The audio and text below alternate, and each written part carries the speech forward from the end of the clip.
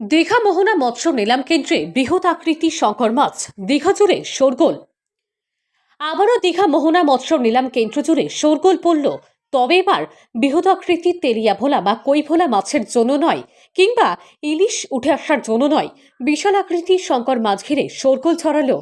বিশাল আকৃতির শঙ্কর মাছ এদিন দীঘা মোহনা মৎস্য নিলাম কেন্দ্রে নিয়ে আসে মৎস্যজীবীরা। মাছটির ওজন প্রায় 40 কেজি। বৃহৎ আকৃতির ওই শঙ্কর মাছ দেখে দীঘা মোহনা মৎস্য নিলাম কেন্দ্রে শোরগোল পড়ে যায়। উৎসাহী স্থানীয় বাসিন্দা ও পর্যটকেরা মাছটি দেখতে ভিড় জমায়। এদিন মৎস্য নিলাম কেন্দ্রে একদিকে কই ভোলা মাছ, অন্যদিকে এই শঙ্কর মাছ খুশির বাতাবরণ সৃষ্টি করেছে মৎস্যজীবীদের মনে। পরপর কয়েক বছর সামুদ্রিক মাছের খরা দীঘা মোহনা মৎস্য নিলাম কেন্দ্রে, ফলে ট্রলার মালিক থেকে মৎস্যজীবীরা আর্থিকভাবে ক্ষতির মুখ দেখছিল। এবছর বানপ্রিয়ের শেষের শিকার হয়ে যাওয়ার সময় মৎস্যজীবীরা আশাবাদী ছিল এবার সামুদ্রিক মাছ ভালো পরিমাণ উঠে আসবে জালে। মৌসুমের শুরুর দিকেই মৎস্যজীবীদের আশানুরূপ মাছ উঠে আসতে জালে। ইলিশের দেখা না মিললেও অন্যান্য সামুদ্রিক মাছ ভালো পরিমাণ জালে জড়াচ্ছে।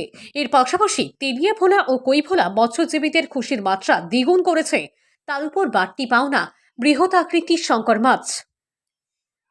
পূর্ব ভারতের বৃহত্তম সামুদ্রিক মৎস্য নিলাম কেন্দ্র দীঘা মোহনা মৎস্য নিলাম কেন্দ্র।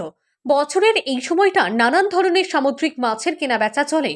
পূর্ব মেদিনীপুর জেলার বিভিন্ন ট্রলার ভুটভুটি নৌকা থেকে মাছ আসার পাশাপাশি পার্শ্ববর্তী রাজ্য উড়িষ্যা এবং দক্ষিণ 24 পরগনার মৎস্যজীবীরা এই মাছ নিলাম কেন্দ্রে মাছ বিক্রির জন্য আসেন। এদিন দীঘা মোহনা মৎস্য নিলাম কেন্দ্রে নিয়ে আসা হয় এই বৃহৎ আকৃতির শঙ্কর মাছটি।